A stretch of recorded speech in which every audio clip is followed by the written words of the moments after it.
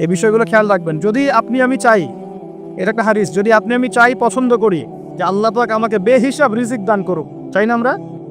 রিজিক মানে সম্মান, জ্ঞান, খাবার, কাপড়, বাসস্থান, রিজিক, সবকিছু রিজিক। আমাদের সবকিছু রিজিক। জ্ঞানও আমাদের রিজিক, রিজিক না? সুস্থতা রিজিক না? খাবার, কাপড় চোপড়, বাসস্থান, সন্তান সন্ততি, স্ত্রী সন্তান, এগুলো কি রিজিক না? যদি আপনি চান রিজিক প্রশস্ত হোক, তাহলে একটা কাজ করবেন, একটা কাজ। সেই কাজটা হচ্ছে আত্মীয়তার সম্পর্ক বজায় রাখবেন। কি করবেন? আত্মীয়তার সম্পর্ক বজায় রাখবেন। আত্মীয়তার সম্পর্ক বজায় রাখার জন্য কিছু মৌসুম আসে, যেমন রমজান মাস একটা মৌসুম। এই রমজান মাসে নিজে খাবেন, আত্মীয়দেরকে হাদিয়া দিবেন, তাদের বাসায় রমজানের বাজার পৌঁছে দিবেন, ঈদের হাদিয়া পৌঁছে দিবেন। আত্মীয়তার সম্পর্ক জোড়া লাগবে। কোনো কোনো ক্ষেত্রে মাহফিলে দান করার চাইতে নিকট আত্মীয় পরিবারের পিছনে খরচ করলে বেশি নেকি হয়। বিশ্বাস করলেন না? মনে করতে পারে এটা আল্লাহর রাস্তায় ব্যয়, এর চেয়ে কি বড় ব্যয় হতে পারে? হ্যাঁ, হতে পারে। সবচেয়ে উত্তম ব্যয় হচ্ছে আপনার পরিবারের পিছনে ব্যয়। হালাল টাকা থেকে, হালাল উপার্জন থেকে যে ব্যয়টা আপনি পরিবারের পিছনে করেন, এটা সর্বশ্রেষ্ঠ ব্যয়। আর আত্মীয়দেরকে দান খয়রাত করলে বা তাদেরকে হাদিয়া দিলে দুইটা বেনিফিট। একটা হলো দানের তো নেকি পাবেনই আপনি, আবার আত্মীয়তার সম্পর্ক রক্ষার নেকি পাবেন। যখন আল্লাহ পাক সমস্ত সৃষ্টি করলেন মহাবিশ্বের, আর বিশ্বাস করেন প্রত্যেকটা সৃষ্টির কিন্তু প্রাণ আছে, বিশ্বাস করেন না? আকাশেরও জীবন আছে, এই মাটিরও জীবন আছে, পাহাড়ের জীবন আছে, সমুদ্রের জীবন আছে, সবকিছুর জীবন আছে। ওই সায়েন্স আমাদেরকে যেটা শেখায়, এটা জীব, এটা জড়, এই সংজ্ঞা ঠিক না, এই সংজ্ঞা ঠিক না। আল্লাহ পাক বলছেন যে শোনো, তোমার ব্যাপারে আমার ফয়সালা এবং ওয়াদা হচ্ছে যে তোমাকে টিকিয়ে রাখবে, আমি তার ব্যাপারে খুব রহম হব, দয়ালু হব ইনশাআল্লাহ। আর যে তোমাকে নষ্ট করে ফেলবে, তার সাথে আমি সম্পর্ক নষ্ট করে ফেলবো। আত্মীয়তার সম্পর্ক খুব ইম্পর্টেন্ট। তো রিজিক যদি প্রশস্ত হতে চান, তাহলে অবশ্যই আত্মীয়তার সম্পর্ক বজায় রাখবে। ঠিক আছে? আল্লাহ তৌফিক দান করুন, আমিন। আর শেষ জামানে তো ভাই বাবা ছেলের সাথে দূরত্ব, মা ছেলের সাথে দূরত্ব, ভাই ভাইকে দেখতে পারে না। আমরা তো সালামও দিই এখন হিসেব করে, দল দেখে সালাম দেই, হ্যাঁ, মানুষ দেখে সালাম দেই। এবং আমার তরিকার কিনা, আমার দলের কিনা, আমার মাযহাবের কিনা, আমার সংগঠনের কিনা, এগুলো দেখে দেখে সালাম দেয়, তাই না? প্রিয় ভাইরা, এটাও কিয়ামতের লক্ষণ। বিশ্বাস করলেন না? আখিরুজ্জামানে হাদিসের মধ্যে স্পষ্ট আসছে, কিয়ামতের আগে আগে সালাম মানুষ বেছে বেছে দেওয়া শুরু করবে। কি বলা নাই, সবই বলা আছে। কিয়ামতের আগে আগে মানুষ সালাম বেছে বেছে দেওয়া শুরু করবে। আর মসজিদগুলো হবে চাকচিক্যময়, হেদায়েত উঠে যাবে। মসজিদের মধ্যে শোরগোল বেড়ে যাবে, হট্টগোল বেড়ে যাবে। হচ্ছে না এগুলা? এমনও কঠিন হাদিস আছে যে মানুষ নামাজ পড়বে, কিন্তু মুসল্লিদের মধ্যে একজন প্রকৃত মুমিন খুঁজে পাওয়া যাবে না। বলি নাউজুবিল্লাহ। বহু মানুষ নামাজ পড়ছে, সুদ খাচ্ছে না? নামাজ থেকে বের হয়ে আবার নামাজ পড়েও গার্লফ্রেন্ডের সাথে সম্পর্ক রাখছে না? নামাজ তো সমস্ত পাপ থেকে মানুষকে দূরে রাখার কথা। যখন নামাজ পড়েও আমরা কবিরা গুনাহ করছি, মানে নামাজ তো কবুল হচ্ছে না, হয়তোবা নামাজ সেরকম হচ্ছে না যেমনটা হওয়া উচিত ছিল। অতএব এই হাদিসটাও ঠিক আছে যে নামাজ পড়বে মানুষ, কিন্তু প্রকৃত মুমিন ব্যক্তি খুঁজে পাওয়া যাবে না। এটা ঠিক আছে হাদিস। এখন আসুন, একটা ব্যাখ্যা হতে পারে দাসী মনিবকে জন্ম দেওয়ার, যে পিতা মাতার সাথে দাস দাসীর মতো আচরণ করা হবে। আরেকটা ব্যাখ্যা কি হতে পারে? আরেকটা ব্যাখ্যা হচ্ছে সত্যি সত্যি দাসী মনিবকে জন্ম দিতে পারে। কিভাবে? এটা এই বিশ্ব না আসলে আমরা ব্যাখ্যা করতে পারতাম না। কিরকম করে জানেন? মনে করেন সিঙ্গাপুর একটা কান্ট্রি। কি কান্ট্রির নাম? সিঙ্গাপুর। ওখানে মেয়েরা খুব first lane of life lead করে। ওদের সন্তান নেয়ার সময় নাই, সন্তান জন্ম দেওয়ার ফুরসত নাই। সন্তান জন্ম দিব, বিয়ে শাদী করবো, একদম অনেক ঝামেলার কাজ। কেরিয়ার আছে সামনে, না? কেরিয়ার, নিজের পায়ে দাঁড়াতে হবে, চাকরি বাকরি, অনেক কাজ। তখন তারা কি করে? দরিদ্র কান্ট্রি থেকে কিছু মেয়েদেরকে হায়ার করে। দরিদ্র কান্ট্রি ধরেন শ্রীলঙ্কা, ইন্দোনেশিয়া, হ্যাঁ, বা সাউথ এশিয়ান কিছু কিছু কান্ট্রি থাকতে পারে। দরিদ্র কান্ট্রি থেকে মেয়েদেরকে হায়ার করে নিয়ে ওই মেয়ের গর্ভাশয়, যেটা আমরা বলি গর্ভাশয়, এখানে ওই পুরুষের শুক্রাণুকে ইনজেক্ট করে প্রযুক্তির মাধ্যমে শুক্রাণু ডিম্বাণু মিলন ঘটানোর পর এই মেয়ের ভিতরে বাচ্চা আস্তে আস্তে বয়স, খুব ভালো মন্দ খাওয়ানো হয় এই মেয়েটা যে গর্ভধারণ করছে, একে খুব ভালো মন্দ খাওয়ানো হয়, ফ্রেশ খাওয়ার, ফ্রেশ পানি।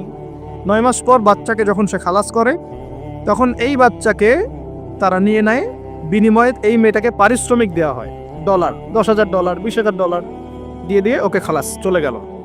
এখন এই যে সন্তানটা জন্ম হলো, এই সন্তানটা হচ্ছে মনিবের, আর এই যে দাসী তার মনিবকে জন্ম দিয়ে চলে গেল। দেখলেন বাস্তবতা এটা এসেছে, এটা বাস্তবে এসেছে।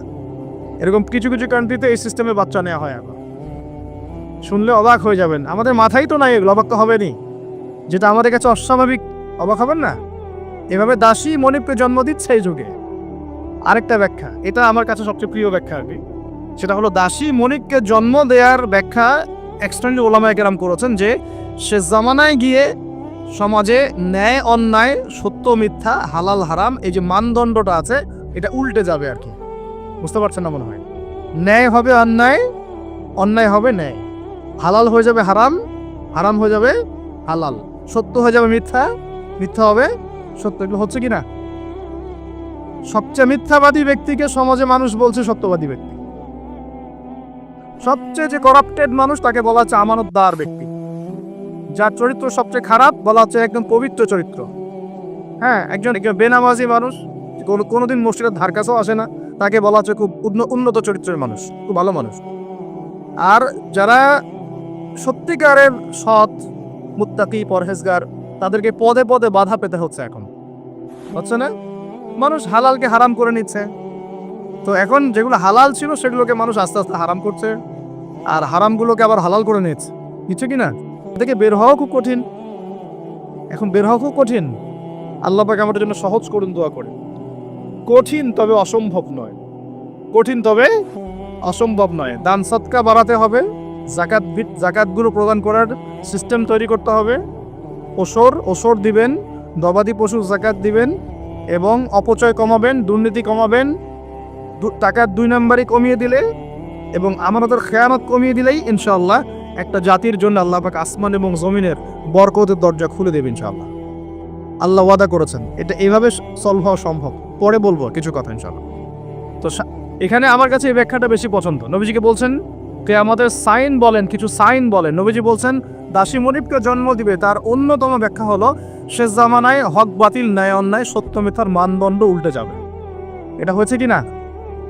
আরেকটা সাইন তিনি বলেছেন, এটা ভালো করে শুনেন।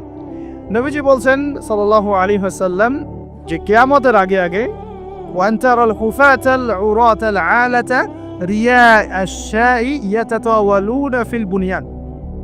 নবীজি বলছেন কিয়ামতের অন্যতম নিদর্শন হবে সমাজের সবচেয়ে নিকৃষ্ট শ্রেণীর মানুষ, নিকৃষ্ট বলতে দরিদ্র, একদম দরিদ্র, যার পায়ে স্যান্ডেল পরার টাকা ছিল না, গায়ে জামা কেনার টাকা ছিল না। হুফাতাল উরাতাল আলাতা রিয়া আশ-শাই, রাখাল, রিয়া আশ-শাই মানে রাখাল, একদম রাখাল শ্রেণীর মানুষ। এরা কি করবে? ইয়াতাতাওয়ালুনা ফিল বুনিয়ান, এরা উঁচু উঁচু বিল্ডিং নির্মাণ করবে না, বরং উঁচু উঁচু বিল্ডিং নির্মাণের প্রতিযোগিতা করবে। কি করবে? এখানে নির্মাণ করা, ইয়াতাতাওয়ালুনা মানে কিন্তু বানানো না, মানে কি করা? কম্পিটিশন করা, প্রতিযোগিতা। আপনার 10 তলা, আমার 11, আপনার 12, আমার 13, আপনার 15, আমার 20। এই যে ইয়াতাতাওয়ালুনা ফিল বুনিয়ান, এই যুগটা চলছে না এখন? এই যুগটা কি 200-300 বছর আগে ছিল? তাহলে বুঝতে পারছি না সময় কাছাকাছি। এটা বোঝার জন্য কি পিএইচডি করার দরকার আছে? চোখ কান ফুললেই তো দেখা যায়। ইয়াতাতাওয়ালুনা ফিল বুনিয়ান, কারা করবে? ধনীরা না, ধনীরা প্রতিযোগিতা করবে না, বলা হচ্ছে একদম দরিদ্র মানুষরা প্রতিযোগিতা করবে। এখন উত্তর দেন তো দেখি, কিভাবে গরিব মানুষ এরকম বিল্ডিং নির্মাণের প্রতিযোগিতা করতে পারে? অন্যের সম্পদ আত্মসাৎ করতে পারলে। মানে 1 নম্বর পদ্ধতিতে করা সম্ভব না, 2 নম্বরই করতে হবে। ঠিক আছে? আরেকটা অপশন হচ্ছে যদি গুপ্তধন পান, যদি মাটির থেকে গুপ্তধন বের হয়। হ্যাঁ, গুপ্তধনও বের হয় তো, আল্লাহ পাক তো ধন দিয়েছেন মুসলিমদেরকে, দেন নাই? ওই যে মধ্যপ্রাচ্যের কান্ট্রিগুলো দেখবেন, আজকে থেকে 60-70 বছর আগে তাদের অবস্থা দেখবেন, তারা বেদুইনের মতো জীবনযাপন করত। তারপরে 60-70 বছর হলো যে পেট্রোলিয়াম বের হয়েছে, ব্ল্যাক গোল্ড, যেটাকে আমরা বলি ব্ল্যাক অয়েল, ব্ল্যাক গোল্ড। মানে এই পৃথিবীতে সোনা দিয়ে এখন এক্সচেঞ্জ করা যায় না, এই পৃথিবীতে পেট্রোলিয়াম দিয়ে এক্সচেঞ্জ করা হয় ডলারের সাথে। এই পেট্রোলিয়ামটা হচ্ছে এখনকার গোল্ডের মতো দামি জিনিস। এটা যখন থেকে তারা পেয়েছে, তারপর থেকে দেখেন বিল্ডিং কারো 50, কারো 60, কারো 100, কারো চলছে, হচ্ছে না? অথচ আজকে থেকে 50 বছর আগেও অবস্থা এমন ছিল না। ইয়াতাতাওয়ালুনা ফিল বুনিয়ান। আর কি বাকি আছে কিয়ামতের আলামত বলেন? আর কি বলবো? এই দুটোর মধ্যেই সব পড়ে যাবে। এবার এই ব্যক্তি উঠলেন। কোন ব্যক্তি? ওই যে জিবরাইল আলাইহিস সালাম। এবার উঠে চলে যাচ্ছেন, আর সবাই চুপচাপ বসে আছেন। মানে অনেক সময় হয় না, খুব চুপ করে সব বসে থাকে, সাইলেন্স, পিন ড্রপ সাইলেন্স। এবার নবী সাল্লাল্লাহু আলাইহি ওয়াসাল্লাম নিজে বলছেন, ইয়া ওমর, হে ওমর, আতাদরি মানিস সাইল, তুমি কি জানো এই ব্যক্তিকে যে প্রশ্ন করলো, কে চলে গেল প্রশ্ন করে? তখন নবীজিকে ওমর রাদিয়াল্লাহু আনহু বলছেন, আল্লাহু ওয়া রাসূলুহু আ'লাম, আল্লাহ এবং তার রাসূলই ভালো জানেন এই ব্যক্তিকে। নবীজি বলছেন, ইন্নাহু জিবরিল, এই ব্যক্তি হচ্ছে জিবরাইল আলাইহিস সালাম। সুবহানাল্লাহ। আতাকুম ইউআল্লিমুকুম দীনাকুম, তিনি এসেছিলেন তোমাদেরকে তোমাদের দ্বীন ইসলাম শেখাতে। তিনি এসেছিলেন তোমাদেরকে তোমাদের দ্বীন শেখাতে। কেন আসছেন তাহলে? দ্বীন শেখাতে। তাহলে দ্বীনের প্রশ্ন কয়টা বের হলো? ইসলাম কাকে বলে, ঈমান কাকে বলে, ইহসান কাকে বলে, কিয়ামত কবে হবে। তাহলে দ্বীনের পড়াশোনার মধ্যে কিয়ামতের আলামতগুলো পড়তে হবে না? এটা 25% হলো না? নবীজি বলে দিলেন আমি তো জানি না কবে কিয়ামত হবে, আবার প্রশ্ন করলেন তাহলে আলামত বলেন। কেন? কারণ সচেতনতা। এখান থেকে আমাদের টপিক কোনটা? এই যে মুমিন পেয়েছেন, মুমিনের সংজ্ঞা কয়টা পিলারে বিশ্বাস করতে হবে? পিলারগুলো বলেন। আল্লাহ বিশ্বাস 1, 2 নম্বর ফেরেশতা মণ্ডলীতে বিশ্বাস, 3 নম্বর আসমানি কিতাব সমূহে বিশ্বাস, 4 নম্বর নবী রাসূলগণে বিশ্বাস, 5 পরকালের জীবনে বিশ্বাস, আর 6 তাকদীর ভাগ্যের ভালো মন্দ বিশ্বাস। এই 6টা কি গায়েব কি না? এখন একটু বোঝেন, আমরা ইমানদার হতে হলে এই 6টা বিষয় বিশ্বাস করতেই হবে, না হলে কেউ মুমিন হতে পারবে না। আর এই 6টা বিষয় কি চোখে দেখা যায়, স্পর্শ করা যায়, পরীক্ষাগারে পরীক্ষা করা যায়, কোনো যুক্তি বিজ্ঞান দর্শন দিয়ে কোনো সিদ্ধান্তে আসা যায়? যায় না। আমরা এগুলো বিশ্বাস করি আল্লাহর ওহীর জ্ঞানের আলোকে। কিসের আলোকে? আল্লাহ পাক বলেছেন, রাসূল বলেছেন, বাস বিশ্বাস করি। এখানে আমরা কোনো যুক্তি বিজ্ঞান দর্শনের ধার ধারি না, দাঁড়িয়ে তাদের জ্ঞানতাত্ত্বিক একটা সংজ্ঞা আছে, দর্শন আছে। কি সেটা? তারা পরীক্ষা নিরীক্ষা, যুক্তি বিজ্ঞান দর্শন এর বাইরে কোনো কিছুকেই তারা সিদ্ধান্ত হিসেবে গ্রহণ করবে না, জ্ঞান হিসেবে গ্রহণ করবেন না। তারা পানিকে বিশ্বাস করে, পরীক্ষা করে দেখবে যে হাইড্রোজেন অক্সিজেন মিলে পানি হয়, এটা বিশ্বাস করবে। ঠিক আছে? তারা কঠিন তরল বায়বীয় পদার্থে বিশ্বাস করে, তারা চাঁদে বিশ্বাস করে, তারা মঙ্গল গ্রহে বিশ্বাস করে, ইত্যাদি ইত্যাদি। কিন্তু তারা এই চাঁদ, মঙ্গল গ্রহ, মহাবিশ্বের স্রষ্টাকে বিশ্বাস করে না, কারণ তাকে দেখা যায় না। আমি কি বোঝাতে পারছি পার্থক্য কোন জায়গায়? তারা এটা বিশ্বাস করে যে হ্যাঁ, বিগ ব্যাং, মহাজুম করে একটা বিস্ফোরণ হলো আর মহাবিশ্ব সৃষ্টি হয়ে গেল, এটা ওরা বিশ্বাস করে। এই বিস্ফোরণ যে আল্লাহ পাক ঘটিয়েছেন এটাতে বিশ্বাস করবে না। বুঝতে পারছেন না মনে হয়? তারা বিশ্বাস করে যে হ্যাঁ, এই যে পানি খাচ্ছি, পানি একটা জিনিস, তরল পদার্থ খাচ্ছি, কিন্তু এই পানি যে কেউ সৃষ্টি করেছেন এটাতে তারা বিশ্বাস করবে না। তারা মনে করে হাইড্রোজেন অক্সিজেন মিলে পানি হয়, কে সৃষ্টি করলো সেটা তিনি বিশ্বাস করবে না। এটাকে আমরা ফিলোসফি ভাষায় বলি এপিস্টিমোলজি। কি বলি? খুব কঠিন শব্দ। এপিস্টিমোলজি মানে হলো জ্ঞান তত্ত্ব। কি তত্ত্ব? ওদের জ্ঞান তত্ত্ব হচ্ছে যে পরীক্ষা নিরীক্ষা পর্যবেক্ষণ ছাড়া কোনো জ্ঞান নেওয়া যাবে না। কিন্তু আমরা দেখি আল্লাহকে আমরা পরীক্ষাগারে পরীক্ষা করতে পারবো, ফেরেশতাকে পারবো, জিন জাতি, আমাদের আত্মা, রূহ, কবরের আযাব, জান্নাত জাহান্নাম। হ্যাঁ, ওই যে কবরের ফেরেশতা আসবে, প্রশ্নোত্তর। হ্যাঁ, ওই যে কিয়ামতের মাঠে সূর্য নেমে আসবে, ঘামবে মানুষ। হ্যাঁ, তারপরে যে আগের নবী রাসূলগণ, আগের আসমানি কিতাব, তাকদীর ভাগ্য, আগামীকাল কি হবে, এগুলোকে পরীক্ষাগারে প্রমাণ করতে পারবেন। এই কারণেই তারা আমাদের এই ধর্মীয় কনসেপ্টে বিশ্বাস করে না। আমি কি বুঝতে পারছি কেন বিশ্বাস করে না? ওদের সাথে আমাদের জ্ঞানতাত্ত্বিক আদর্শের দর্শনে পার্থক্য আছে। এখন এই কারণেই তারা যেহেতু স্রষ্টায় বিশ্বাস করে না, এখন মানুষের সৃষ্টি তত্ত্ব দিতে হবে, একটা দিতে হবে না? কেমন করে মানুষ সৃষ্টি হলো, কোত্থেকে আসলো, কেমন ছিল আমাদের আদিম পুরুষরা, দিতে হবে কিনা? এই কারণে বিভিন্ন মতবাদ তারা দিয়েছে, এই অ্যামিবা থেকে, ওই কোষ থেকে, অমুক থেকে, তমুক থেকে। এর মধ্যে একটা দিয়েছে ওই যে বিবর্তন থেকে, দেখেন নাই? আচ্ছা, এগুলো এমনি না, কারণ ওদের দর্শনটা চাপিয়ে দেওয়ার জোরপূর্বক চেষ্টা করা হচ্ছে এখানে, আর কিছু না।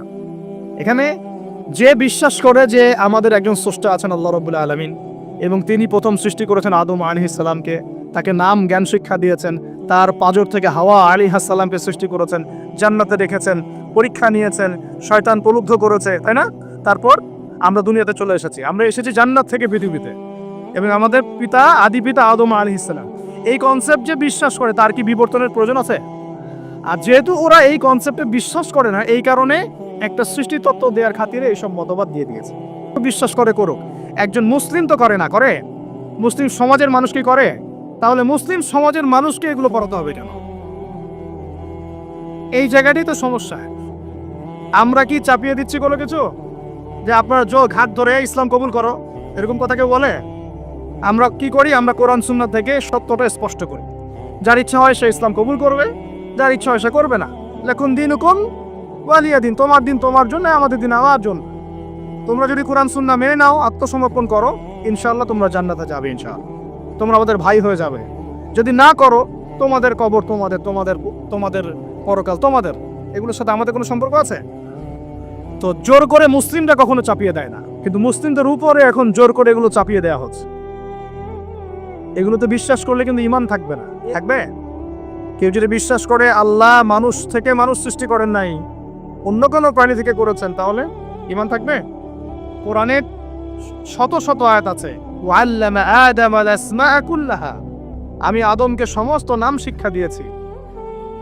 ওয়াইয ক্বালা রাব্বুকা লিল মালায়েকা ইন্নী জাঈলুন ফিল আরদি খলিফা, আমি, স্মরণ করো হে নবী সে সময়ের কথা, আমি ফেরেশতাদেরকে বললাম যে আমি পৃথিবীতে আমার খলিফা পাঠাবো। আমরা হচ্ছে এই দুনিয়া আল্লাহর খলিফা, সুবহানাল্লাহ। আমরা হচ্ছে এই দুনিয়াতে কার খলিফা? আল্লাহর খলিফা। আমরা এই দুনিয়ার অধিবাসী নই, আমরা জান্নাত থেকে এখানে এসেছি। আমরা জান্নাতে ছিলাম, কেন চলে আসলাম? শয়তান ওই যে আমাদেরকে প্রলুব্ধ করেছিল। সূরা তাহা পড়বেন, আল্লাহ পাক ওখানে বলেছেন, শয়তান কি আদম আলাইহিস সালামকে বলছিল, ইয়া আদম, হে আদম, আল আদুল্লুকা, আমি কি তোমাকে বলে দিব, জানাবো কি, আলা শাজারাতিল খুলদি ওয়া মুলকিন লা ইয়াবলা, এমন গাছের কথা বলবো যার কাছে গেলে বা যার ফল খেলে তুমি রাজত্ব পাবে, চিরস্থায়ী রাজত্ব পাবে এবং কোনোদিন মরবে না। এই দুটো টোপ দিয়েছে, রাজত্ব পাবে, অমরত্ব পাবে। এক পর্যায়ে ওয়াসওয়াসা দিতে দিতে দিতে দিতে একদিন আমাদের পিতা সেখানে চলে গেলেন। ফাকালা মিনহা, সেখান থেকে তারা দুজন খেয়ে ফেললো। কোথা থেকে খেলো? ওই গাছের কাছ থেকে তারা খেয়ে ফেললো। ফাবাদাত লাহুমা সাওআতুহুমা, এবং তাদের গায়ের যে জামা ছিল জান্নাতের পোশাক, এটা থাপাস করে খুলে পড়ে গেল। নাউযুবিল্লাহ। জান্নাতে সবার সামনে আমাদের পিতামাতাকে কে নগ্ন করে দিল? শয়তান। তাহলে এখন দুনিয়া যারা আমাদেরকে নগ্ন করতে চায়, এরা কার অনুসারী বলেন? বুঝতে পারছেন না? একই মিশন না? একই মিশন। আচ্ছা, এরপর আল্লাহ পাক বললেন তোমরা আর এখানে থাকতে পারবে না। আলাম আকুল লাকুমা ইন্নাশ শাইতানা লাকুমা আদুউম মুবিন, আমি কি তোমাদের দুজনকে বলি নাই, আদম হাওয়া, যে শয়তান হচ্ছে তোমাদের প্রকাশ্য শত্রু?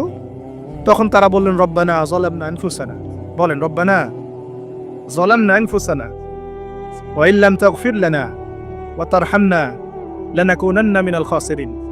এই দোয়া করলেন, আল্লাহ মাফ করে দিলেন, আলহামদুলিল্লাহ। কিন্তু দুনিয়া আর জান্নাতে থাকা হলো না। কুল নাহবিতু মিনহা জামিআ, আল্লাহ বলছেন আমি বললাম তোমরা সবাই নেমে যাও। কোথায় নেমে যাও? পৃথিবীতে নেমে যাও। তার মানে পৃথিবী আগে ছিল না পরে সৃষ্টি করা হয়েছে? পৃথিবী আগেই ছিল। পৃথিবী কি আগে থেকেই ছিল? কুল নাহবিতু মিনহা জামিআ ফাইম্মা ইয়াতিয়ান্নাকুম মিন্নি হুদান, তোমরা নেমে যাও পৃথিবীতে একসাথে, আর তোমাদের কাছে আমার পক্ষ থেকে প্রত্যেক যুগে যুগে হেদায়েত আসবে। কি আসবে? এই যে তাওরাত হেদায়েত ছিল না? তাওরাত, জাবুর, ইনজিল সব হেদায়েত ছিল। ঠিক ওই সিলসিলাতেই এসেছে কি? আল কোরআন। ফামান তাবিআ হুদায়া, যারা আমার হেদায়েত মেনে নিবে, ফালা খাউফুন আলাইহিম ওয়ালা হুম ইয়াহজানুন, তাদের কোনো ভয় নাই, কোনো দুশ্চিন্তা নাই। যে জান্নাত থেকে এসেছো ওখানে ফিরে যাবে ইনশাআল্লাহ তাআলা। আমরা এসেছি পৃথিবীতে জান্নাত থেকে, এখানে পরীক্ষা দিচ্ছি, উদ্দেশ্য আবার সেই জান্নাতেই ফিরে যাওয়া। আমরা এখানে থাকতে আসি নাই তো, থাকতে আসছি। আমরা এখানে আসছি জান্নাত থেকে, ফিরে যাব কোথায়? ইনশাআল্লাহ জান্নাতে, ইনশাআল্লাহ জান্নাতে। আর জান্নাতীদের 120 কাতার হবে। কত কাতার? 120 কাতার। তার মধ্যে 80 কাতার হবে উম্মতে মুহাম্মাদি, বলেন সুবহানাল্লাহ। আর এই উম্মতে মুহাম্মাদির মধ্যে আরো 70,000 স্পেশাল মানুষ আছে। কত হাজার? যারা বিনা হিসেবে, বিনা আযাবে ডাইরেক্ট জান্নাতে যাবে ইনশাআল্লাহ। তবে অন্য একটা হাদিসে আসছে যে প্রত্যেক হাজারের সাথে আরো 70,000। তবে শর্ত কঠিন। কিরকম শর্ত? সাহাবীরা বসে ডিসকাস করছেন কে হতে পারে তারা। কেউ বলছেন তারা হয়তো প্রথম দিকের মুসলিমরা হবেন, কেউ বলছেন তারা হয়তো মুজাহিদরা হবেন, কেউ বলছেন তারা বদর যুদ্ধের সাহাবীরা হবে, ইত্যাদি। তখন নবী সাল্লাল্লাহু আলাইহি ওয়াসাল্লাম আবার চলে আসলেন, ব্যাক করলেন। ব্যাক করে বলছেন তোমরা কি এই বিষয়ে কি বিষয়ে কথা বলছিলে? তখন সাহাবীরা বললেন আমরা তো ডিসকাস করছিলাম যে কারা হতে পারে সেই 70,000। নবীজি বললেন শোনো, ওই 70,000 মানুষ, এক নাম্বার, ওই 70,000 মানুষ পাখি উড়িয়ে ভাগ্য গণনা করে না। প্রথম কাজটা কি? মানে তারা ইসলাম এত কঠিনভাবে পালন করে যে পাখি উড়িয়ে ভাগ্য গণনা বা হাত দেখা রাশিফল এরকম শিরিকের ধার কাছেও নাই তারা, শিরিকের ধার কাছেও নাই। 2 নাম্বার, তারা আগুনের শেখা বা উল্কি দিয়ে, এই ট্যাটু আছে না, ট্যাটু উল্কি আঁকে আগুন দিয়ে, এই ধরনের ট্যাটু উল্কি তারা আগে না শরীরের মধ্যে। এইসব কুলক্ষণে সুলক্ষণে তারা বিশ্বাস করে না।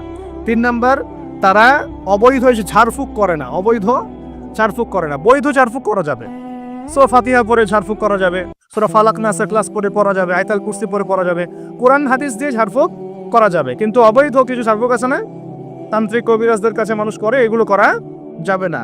আর 4 নাম্বার হচ্ছে তারা সর্বাবস্থায় এক আল্লাহর উপরে তাওয়াক্কুল করে, ভরসা করে, আল্লাহর প্রতি তাওয়াক্কুল করে। এরা হচ্ছে সেই 70,000 মানুষের মতো থাকবে ইনশাআল্লাহ। এক সাহাবী দাঁড়িয়ে বললেন, ওয়াকাশা দাঁড়িয়ে বলছেন যে ইয়া রাসূলুল্লাহ, আমার জন্য দোয়া করেন, আমি যেন সেই 70,000-এর মধ্যে থাকতে পারি। নবীজি বললেন, হ্যাঁ তুমি 70,000-এর মধ্যে একজন, যাও। এরপর আরো 2জন সাহাবী দাঁড়িয়ে গেলেন, আমার জন্য দোয়া করেন। নবীজি বললেন, না, ওয়াকাশা অগ্রগামী হয়েছে, এবারে সবার জন্য দোয়া করতে থাকলে দরজা কি হতো, বন্ধ হয়ে যেত। তো এই দরজা খোলা আছে। এই যুগের মানুষও হতে পারে না, যে ব্যক্তি শিরক করে না, আল্লাহ ভরসা করে, কোন রকম কুলক্ষণে বিশ্বাস করে না, ইসলাম পরিপূর্ণরূপে পালন করে, ইনশাআল্লাহ তাআলা আল্লাহ চাইলে তাদেরকে আল্লাহ পাক 70,000-এর মধ্যে আশ্রয় দিবেন, অংশ দিবেন ইনশাআল্লাহ তাআলা। তো আমরা বলছিলাম যে আমরা কোত্থেকে আসছি ভাই, জান্নাত থেকে। কোথায় যাব ইনশাআল্লাহ। এর মাঝখানে শয়তানের পথ রয়েছে কিছু, শয়তানের ফিতনা। কি ফিতনা? শয়তান চায়, শয়তান কিন্তু ওয়াদা করে আসছে, চ্যালেঞ্জ করে আসছে আল্লাহর কাছে। কি করছে? চ্যালেঞ্জ। শয়তান কি চ্যালেঞ্জ করছে জানেন? শয়তান চ্যালেঞ্জ করছে যে রব্বি, শয়তান বলছে রব্বি মানে হে আমার রব। শয়তান কিন্তু আস্তিক, শয়তান কিন্তু আল্লাহকে বিশ্বাস করে। সে বলছে রব্বি, হে আমার রব, আনজিরনি, আমাকে অবকাশ দিন, ইলা ইয়াউমি ইউবআসুন, কিয়ামত দিবস পর্যন্ত অবকাশ দিন। আল্লাহ বলছেন ফাইন্নাকা মিনাল মুনজারিন, যাও, তোমাকে অবকাশ দেওয়া হলো। কিয়ামত পর্যন্ত সময় আল্লাহর কাছে এমন বড় কিছু নয়, খুব সামান্য। এবার সে বলছে রব্বি ফাবিমা আগওয়াইতানি, হে আল্লাহ, যে আদমের জন্য আজকে আমাকে জান্নাত থেকে বের করে দেয়া হলো সিজদা না করার কারণে, লাকুদান্না লাহুম সিরাতাকাল মুস্তাকিম, ওই আদমকে জাহান্নামে নেয়ার জন্য আমি সরল পথে ওত পেতে বসে থাকবো। বসে থাকে না শয়তান? সুম্মা লাআতিয়ান্না মিন বাইনি আইদিহিম, খুব ভালো করে জায়গাটা বোঝেন প্রিয় ভাইরা। শয়তান চ্যালেঞ্জ করে বলছে সুম্মা, এর পরে আমি আসব আদম সন্তানের সামন থেকে। কোত্থেকে? এই সামন থেকে মানে অর্থ হচ্ছে দুনিয়া, মানে আপনাকে দুনিয়ার সমস্ত ফিতনা এসে পরুদ্ধ করে রাখবে। কারণ দুনিয়া চোখের সামনে দেখা যায় না, দেখা যায় দুনিয়ার অভাবের ধোঁকা দিবে, বেকারত্বের ধোঁকা দিবে, হতাশা, এইটা সেইটা, স্বামী স্ত্রীর ফিতনা, পরিবারের ফিতনা, সামাজিক ফিতনা, আপনাকে দুনিয়ার এই ফিতনা এসে ব্যস্ত রাখবে, রাখে না? এটা হচ্ছে সামন থেকে আসা। ওয়ামিন খলফিহিম, পিছন থেকে আসবো। পিছন থেকে মানে আপনাকে পরকাল সম্পর্কে হতাশ করে দিবে, এবং পরকাল সম্পর্কে আপনাকে কুধারণা সৃষ্টি করবে, এবং পরকাল সম্পর্কে আপনার মধ্যে একটা গাফিলতি সৃষ্টি করে দিবে যে পরকাল না, পরে দেখা যাবে। পিছনে কি আছে? পরকাল না? পিছনটা পরকাল। তো পরকাল আসবে যখন, তখন দেখা যাবে। হ্যাঁ, বৃদ্ধ হলে তখন তওবা করে নিব, এখনো কি তাড়াহুড়োর কি আছে, পরে দেখা যাবে শেষ বয়সে। এরকম করে আপনাকে ভুলিয়ে ভালিয়ে রাখবো পিছন থেকে। আবার হতাশ করে দিবে, আমার পরকালে আমার জান্নাত হবে না, আমি তো এত আমল করতে পারি নাই, হ্যাঁ, আমার কি হবে, আমার আত্মহত্যা ছাড়া কোনো পথ নাই, এভাবে হতাশ করে ফেলবে আপনাকে পিছন থেকে। সুম্মা লাআতিয়ান্না মিন বাইনি আইদিহিম ওয়া মিন খালফিহিম, সামন থেকে আসবো, পিছন থেকে আসবো, ওয়া আন আইমানিহিম, ডান দিক থেকে আসবো। ডান দিক মানে কি? এটার ব্যাখ্যাও চমৎকার। ডান দিক মানে কি? আমি বলি না ডান পক্ষ খুব ভালো মনে করি না, ডান পক্ষ ভালো, ডান দিকটা ভালো, শুভ মনে করি। তো ডান দিক হচ্ছে আপনাকে নেক্সট সুরতে সে ধোকায় ফেলবে। ডান দিক মানে কি? নেক্সট সুরতে ধোকায় ফেলবে। মনে করি ডান দিক মানে ভালো, মানে আপনি নামাজ পড়ছেন কিন্তু নামাজের মধ্যে শিরক ঢুকাই দিবে। মানুষ দেখতেছে ভালো করে নামাজ পড়ি, নামাজ যাকাত দিচ্ছেন, দান সৎকার করছেন, মনের মধ্যে রিয়া ঢুকাই দিবে। ভালো কাজই তো করছে, ঠিক আছে, মানে হ্যাঁ এটাও ঠিক। ওই যে হালাল প্রেমের দিকে উদ্বুদ্ধ করার চেষ্টা করবে। ডান নেক্সট সুরতে ধোকা, নেক্সট সুরতে, হ্যাঁ নেক্সট মানে আলেম হয়েছে মানুষ, সবাই একদম বড় বক্তা আলেম সব বলছে, মনের মধ্যে অহংকার, নেক্সট সুরতে ধোকা, ঠিক আছে। বা মনে হচ্ছে যে এক ভাইয়ের গীবত তহমত সমালোচনা করাকে সে দিনের পথে সংগ্রাম মনে করছে, নেক্সট সুরতে ধোকা। হ্যাঁ, এক ভাইয়ের সমালোচনা করা, গীবত করা, তার চরিত্র উদ্ধার করে ফেলা, এটাকে সে মনে করছে যে দিনের জন্যই করছে, ঠিক আছে, নেক্সট সুরতে ধোকা। নেক্সট সুরতে ডান দিক থেকে মানে কি? নেক্সট সুরতে আপনাকে ধোকায় ফেলে দিবে। ফেলছে না? ফেলছে। কিন্তু এটা কিন্তু ডেঞ্জারাস। এটা কাদের জন্য? এটা আবেদ মানুষদের জন্যই, যারা আল্লাহকে মানে, রাসূলকে মানে, চেষ্টা করে দিনের পথে চলার জন্য। এদেরকে সে ডান দিক থেকে আসবে আর কি। মানে আমাদের ক্ষেত্রে আল্লাহ পাক হেফাজত করুন বলি আমিন। আর চতুর্থটা হলো ওয়ান শামাইলিহিম, ওদের বাম দিক থেকে আসবে। এটা কেমন? এটা হচ্ছে ফাসেক জালেম শ্রেণীর মানুষ, যারা তাদের সবকিছু উন্মুক্ত করে দিবে, এগুলোর পিছনে ছোট এক। তো এইভাবে চতুর্দিক থেকে শয়তান আসবে এবং বলবে, আল্লাহকে বলেছে ওয়ালা তাজিদু আকসারাহুম শাকিরিন, আল্লাহ আপনি বেশিরভাগ আদম সন্তানকেই শুকরগুজার পাবেন না। এটা কি বাস্তব না? এখন বেশিরভাগ মুসলিম নামাজ পড়ে না? পড়ে না। বেশিরভাগ মুসলিম যাকাত দেয় কি দেয় না? রমজান মাস আসছে দেখবেন বেশিরভাগই অনেকেই রোজা রাখবে না, আছে না? রমজান মাসে মানুষ বেপরদায় চলছে না? রোজা রেখেও মানুষ মাপে কম দিবে না। মানে বেশিরভাগ মানুষ কিন্তু সত্যি সত্যি আল্লাহর পথে নাই। এই পৃথিবীতে বেশিরভাগ মানুষ বলছে আল্লাহর সন্তান আছে, নাউজুবিল্লাহ। বেশিরভাগ মানুষকে আমি পথভ্রষ্ট করে ছাড়বো, শয়তান কিন্তু বলে গেছে, এবং সেটা কিন্তু বাস্তব হচ্ছেও। আল্লাহ পাক অন্য সূরায় বলেছেন ক্বালিলুম মিন ইবাদিয়াশ শাকুর, আমার শুকরগুজার বান্দা খুব কম হবে। কি হবে? কম হবে। হাদিসের মধ্যে আসছে যে তোমরা ৭৩ দলে ভাগ হয়ে যাবে। কত দল? তার মধ্যে একটা মাত্র দল জান্নাতে যাবে। কয়টা দল? মা আনা আলাইহি ওয়া আসহাবি, আমি যার উপর আছি, আমার সাহাবীরা যার উপর আছেন। তো বুঝতে পারছি যে জাহান্নামে বেশিরভাগ মানুষই যাবে, অল্প মানুষই জান্নাতে যাবে। তবে জান্নাতীদের মধ্যে বেশিরভাগ হবে উম্মতে মুহাম্মাদের মতে ইনশাআল্লাহ তাআলা। আর তবে সুসংবাদ আছে। সুসংবাদ কি? আল্লাহ রাব্বুল আলামিন আমাদের নবীজিকে একটা ওয়াদা করেছেন, এটা গিফট, হাদিয়া দিয়েছেন। কিরকম হাদিয়া? আমাদের নবীজিকে আল্লাহ পাক বলেছেন, হে মুহাম্মদ সাল্লাল্লাহু আলাইহি ওয়াসাল্লাম, তোমার উম্মতের মধ্যে কোনো ব্যক্তি যদি আসমান জমিনের সমান গুনাহ করে, কিন্তু তার আমল নামায় শিরকের কোনো পাপ থাকে না, শিরকের কোনো গুনাহ নাই, আমি তার সামনে আসমান জমিন সমান ক্ষমা নিয়ে হাজির হব ইনশাআল্লাহ। মানে যে ব্যক্তি লা ইলাহা ইল্লাল্লাহ মন থেকে পড়েছে, আমল করার চেষ্টা করেছে, শিরক থেকে বেঁচে থাকার চেষ্টা করেছে, ইনশাআল্লাহ একদিন না একদিন সে জান্নাতে যাবেই যাবে। এটা তো খুশির কথা আমাদের জন্য। আল্লাহ পাক আমাদেরকে তাওহীদপন্থী বানাক এবং শিরক থেকে বাঁচিয়ে রাখুন, দোয়া করুন। এখন মুমিনের সংজ্ঞা তো বুঝলেন। এই সমস্ত গায়েবে আমরা বিশ্বাস করি বলেই আমরা কি মুমিন। এই মুমিনদেরকে আল্লাহ পাক বলছেন ইত্তাকুল্লাহ, তোমরা আল্লাহকে ভয় করো। কি করো? আর মুমিন হলেই মুত্তাকি হওয়া যাচ্ছে না। মুমিনদেরকে আল্লাহ পাক বলছেন যে আল্লাহকে ভয় করো। আল্লাহকে ভয় করার মানে কি? এক কথায় আমি একটা অ্যান্সার দিচ্ছি। সূরা হাশরে চলে যান। কোন সূরা? সূরা হাশর। এই সূরার 7 নম্বর আয়াত। কত নম্বর? আল্লাহ পাক বলছেন ওয়ামা আতাকুমুর রাসূলু ফাখুযু, রাসূলুল্লাহ সাল্লাল্লাহু আলাইহি ওয়াসাল্লাম তোমাদেরকে যা যা দিয়েছেন সব গ্রহণ করে নাও। রাসূল যা যা দিয়েছেন গ্রহণ করে নাও। ওয়ামা নাহাকুম আনহু ফান্তাহু, রাসূল যা যা নিষেধ করেছেন ছেড়ে দাও। সোজা কথা, রাসূল যা যা নিষেধ করেছেন ছেড়ে দাও। এই একটা মূলনীতি মেনে চলতে পারলেই মানুষ মুত্তাকি হয়ে যাবে ইনশাআল্লাহ। এত বেশি কথার দরকার নাই। এই একটা মূলনীতি, রাসূল যা যা দিয়েছেন নিয়ে নাও, রাসূল যা থেকে নিষেধ করেছেন ছেড়ে দাও, ইনশাআল্লাহ তোমরা সফল হয়ে যাবে, মুত্তাকি হয়ে যাবে। রাসূল কি দিয়েছেন একটু গুছাই দিই আপনার। এই যে ঘুমাবো আমরা, আচ্ছা শুরু করি আপনার চেহারা। রাসূল কি আমাদেরকে ক্লিন শেভ চেহারা দিয়েছে? হ্যাঁ, আজকে এক ভাই আমাকে টেক্সট করলো, কোথায় জানি বাংলাদেশের বাধ্যতামূলক করা হয়েছে একটা প্রতিষ্ঠানে ভর্তি হতে হলে ক্লিন শেভ করতে হবে। তো চিন্তা করেন কিভাবে ফোর্স করা হচ্ছে। এভাবে তো বলতে পারতেন যে যার ইচ্ছা হয় সে শেভ করবে, যার ইচ্ছা হয় সে দাঁড়িয়ে রাখবে। এটা চাপিয়ে দেওয়া হলো না? হলো? এটা চাপিয়ে দেওয়া হলো না? আমরা যদি বলি যার ইচ্ছা হয় সে শেভ করবে, যার ইচ্ছা হয় সে দাঁড়িয়ে রাখবে, এটা কি চাপিয়ে দেওয়া হলো? এটা কি দাঁড়িয়ে রাখা চাপিয়ে দিলাম? কিন্তু তারা বলছে দাড়ি শেভ না করলে ভর্তি হওয়া যাবে না। চাপিয়ে দিল না? ধ্বংস হোক এদের। কি হোক এদের? ধ্বংস হোক। আল্লাহ পাক ধ্বংস করুক এদেরকে। কারণ নবীর সুন্নতকে এভাবে জবাই করে দিকে ধ্বংস করুক আল্লাহ পাক। একটা মানুষ একা একা করে একটা জিনিস, একা একা সে করে, একা একা সে নিজের আমল মনে করে, তার কাছে মনে হয়, সে মনে করে হ্যাঁ এটা একটা গুনার কাজ করছি, এক সময় ছেড়ে দিব ইনশাআল্লাহ। মনে করেন এমন মানুষ, এদেরকে আল্লাহ পাক মাফ করে দিবেন ইনশাআল্লাহ। এই মানুষগুলোকে আল্লাহ মাফ করে দিবেন ইনশাআল্লাহ। আমি আল্লাহকে চিনি, আমার কাছে মনে হয় আমি আল্লাহকে চিনি।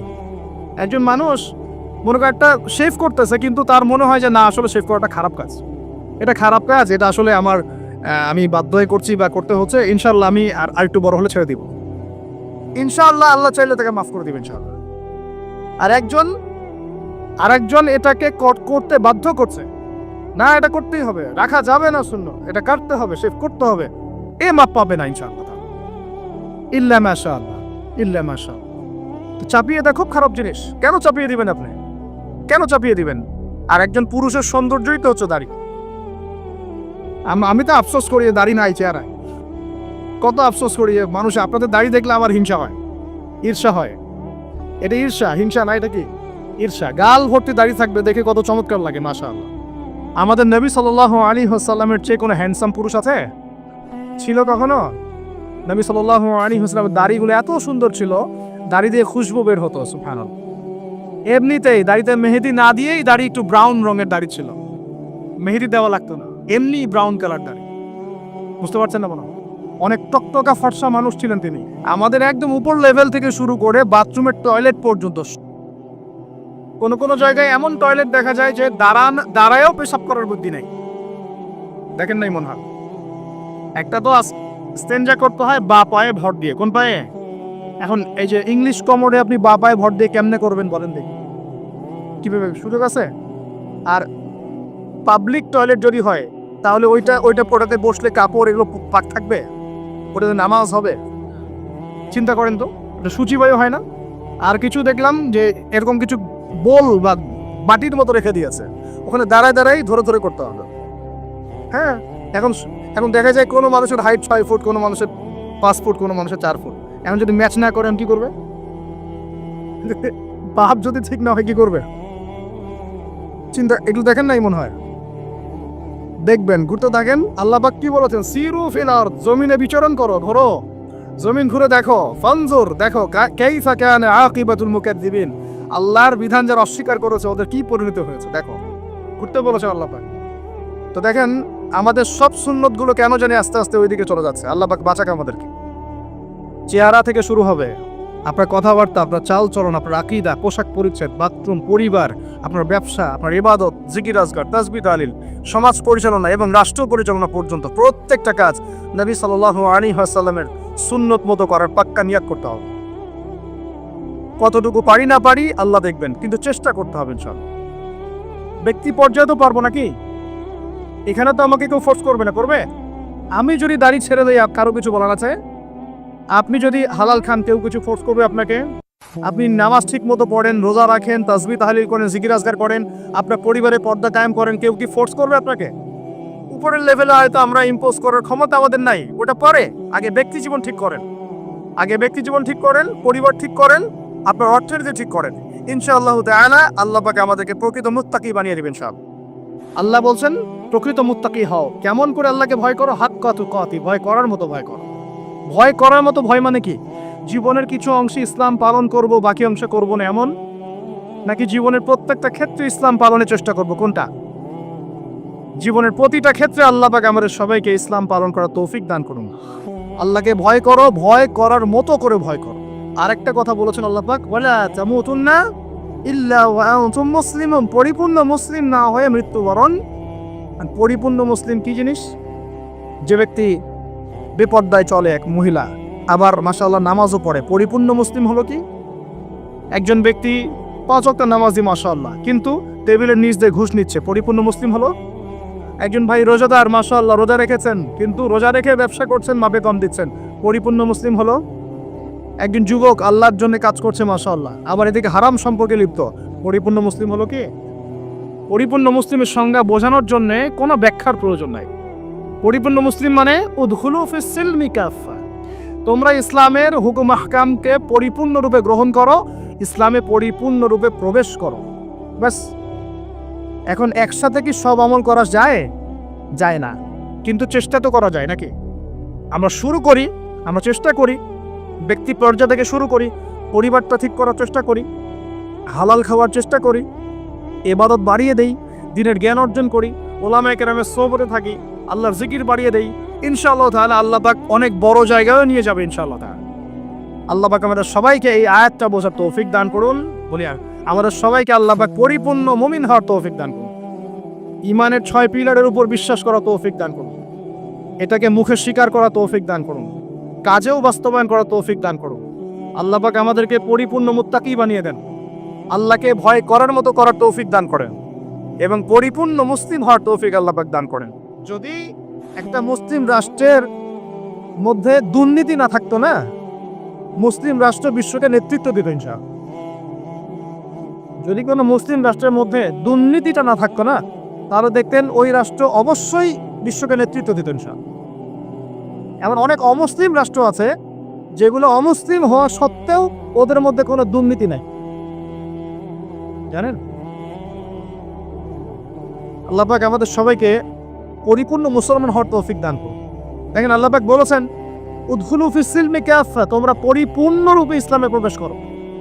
এখন আমি যদি নামাজও পড়ি, আবার ঘুষও খাই, এদিকে রোজাও রাখি, আবার সুদও খাই, আবার এদিকে আমি হজমরাও করি, অন্যের সম্পদ আত্মসাৎ করি, মাপে কমও দেই, মজুদদারি করি ইত্যাদি, আমি কি পরিপূর্ণ মুসলিম? আমি কি উদখুলু ফিস সিলমি কাফার উপর আমল করতে পেরেছি? আর আল্লাহ পাক এখানে বলছেন, ওয়ালা তামুতুন্না ইল্লা ওয়া আনতুম মুসলিমুন, পরিপূর্ণ মুসলমান না হয়ে তোমরা মৃত্যুবরণই করিও না। করলেই সমস্যা। পরিপূর্ণ মুসলমান না হয়ে মারা গেলেই সমস্যা। কি সমস্যা? ওই যে আল্লাহ পাক বলবেন, মান রব্বুক, বলবে লা আদরি, আমি তো জানি না, কারণ পরিপূর্ণ মুসলমান হয়নি তো, আল্লাহর সাথে শিরক করেছে। আল্লাহ পাক বলবেন, মা দীনুক, বলবে লা আদরি, আমি জানি না। মা দীনুক উত্তর কেমন করে দিতে পারবে? ইসলামের কিছু অংশ মানে, কিছু অংশ মানে না।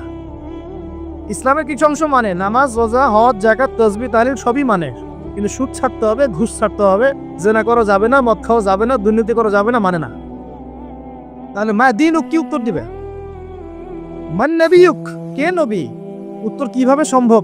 নবীর সুন্নতি তো নাই গায়ের উপরে, চেহারায় নাই, কাপড়ে নাই, চলাফেরায় নাই, ওঠা বসায় নাই, ইবাদতে থাকলেও অর্থনীতির মধ্যে নাই, অর্থনীতির মধ্যে থাকলেও সংস্কৃতির মধ্যে নাই, সংস্কৃতিতে থাকলেও সমাজে নাই। নবীর সুন্নত কি খালি ঘরে তসবিহ টেপার মধ্যে? মানে আমরা খালি সুবহানাল্লাহ সুবহানাল্লাহ পড়বো, এটাই সুন্নত? দাড়ি ছেড়ে দিব, এটাই খালি সুন্নত? টাকনোর উপরে কাপড় পরবো, এটাই কি খালি সুন্নত? সমাজের মধ্যে সুন্নত নাই, অর্থনীতির মধ্যে সুন্নত নাই, ব্যবসা বাণিজ্যের সুন্নত নাই, চাকরি বাকরির সুন্নত নাই, পরিবারের সুন্নত নাই, সংস্কৃতির মধ্যে সুন্নত নাই। আর রাষ্ট্রের কথা বললাম না, ওটা বাদ দেন, ওটা এযুগে সম্ভব না। ইল্লা মাশাআল্লাহ, যদি আল্লাহ পাক না চান। ওইদিকে আমি কথাই বলতে যাচ্ছি না, আমি সমাজ পর্যন্তই আসি, এর উপর যাচ্ছি না। তো প্রিয় ভাইয়েরা, যুবক ভাইদের কথা বলে আমি সামনে যাব। 1 নাম্বার কি বলেছি, তোমরা সতর্ক থাকবে মেয়ে থেকে। কি থেকে? মেয়ে থেকে 100 হাত দূরে। 100 হাত মানে আমি বলি, পরামর্শ দেই, আমি তোমাদের ভাইয়ের মতো, ছোট হই আর বড় হই। আর আমাকে এসে আল্লামা সাহেব এইসব বড় দরকার নাই। আমি একদম তালেবে ইলম, এখানে বড় বড় অনেক আলেম ওলামায়ে কেরাম আছেন, আমি বিব্রত বোধ করছি কথা বল। আমি জানি যে হকপন্থী ওলামায়ে কেরাম যারা, তারা আমাদের মতো অনলাইনেও আসেন না, এই ফেসবুক ইউটিউবে ভিডিও পাবেন না, এমনও আলেম বাংলাদেশে আছেন জানেন, যারা বহু আলেম তৈরি করছেন, মাদ্রাসায় খেদমত করছেন। তো তাদের সামনে আমাদেরকে যখন এইভাবে টাইটেল দেন, লজ্জা লাগে, বিব্রত বোধ করি। শেখার কোনো শেষ নাই। আমি একসময় মনে করতাম যে, আমি যখন ইন্টারমিডিয়েটের পর থেকে চর্চা করা শুরু করছি, অনার্স মাস্টার্স পর্যন্ত, মনে করছি যে হ্যাঁ, মনে হয় ইসলাম সম্পর্কে ভালোই জানছি। তারপর যখন কওমি আলেমদের কাছে পড়তে শুরু করলাম, বলি এগুলো ভিতরের কথা, খোলামেলা বলি, গল্প করছি আপনাদের সাথে, রাগ করছেন নাকি? তখন বুঝলাম যে বিগত 5-7 বছরে তো আমি কিছু পড়াশোনা করছি বলে মনে হচ্ছে না। যেমন একটা হাদিস শো করে বললাম যে, ওস্তাদ, এই যে আল্লাহ রাসূল সাল্লাল্লাহু আলাইহি ওয়াসাল্লাম বলেছেন যে একজন মুমিন ব্যক্তি আর একজন মুমিন ব্যক্তির আয়না স্বরূপ। কি স্বরূপ? আয়না স্বরূপ। তো আমি যদি অনলাইনে কোনো ভাইয়ের ভুল ধরিয়ে দেই সমালোচনার মাধ্যমে, তাহলে কি আমি হাদিসের উপর আমল করলাম না? তখন অবস্থা মিটিমিটি হাসছেন, বলছেন যে তোমার তো টুকটাক অ্যারাবিক গ্রামারের বেস ভালোই, তোমার কি মনে হয়? আমি বললাম যে আমার কাছে তো এটাই মনে হচ্ছে যে আমি যদি সমালোচনা করি, আমি তো আমর বিল মারুফ নাহি আনিল মুনকারের কাজই করলাম। তো তিনি বলছেন, আসলে এই হাদিসের ব্যাখ্যা এমন হয়। কেমন ব্যাখ্যা? তুমি কি খেয়াল করো নাই? আমাকে বলছো, তুমি কি খেয়াল করো নাই? তুমি যখন আয়নার সামনে গিয়ে দাঁড়াও, তখন আয়না কিন্তু তোমার সাথে কথা বলে না। আয়না নীরব থাকে, স্থির থাকে, কিন্তু তোমার দোষ ত্রুটি কোথায় আয়না কিন্তু দেখিয়ে দেয়। মনে করেন বুঝাচ্ছে, মনে করেন আপনার গাল কেটে গেছে, আপনি আয়নার সামনে দাঁড়িয়েছেন, আয়না কিন্তু আপনাকে বলে দিবে না এই যে তোমার গাল কাটা, এই ছেলে তোমার গাল কাটা, হ্যাঁ এই মেয়ে, এই ছেলে তোমার এই সমস্যা ওই সমস্যা, বলবে? চুপচাপ থাকবে। আয়না দেখিয়ে দিবে আপনার ভুলটা কোথায়। তো তিনি আমাকে হাদিসের ব্যাখ্যা শিখাচ্ছেন, বলছেন যে একজন মুমিন ভাই যদি কোনো ভুলের উপর থাকে, তুমি সঠিকটা আমল করে ওর সামনে দাঁড়িয়ে দেখিয়ে দিবে যেটা সঠিক। বুঝলাম, যতদিন যাচ্ছে আমি বুঝতে পারছি যে আসলে এই জ্ঞানের সমুদ্র যে কত গভীর, 100 বছর হায়াত দিলেও মনে হয় শেষ করতে পারবো না।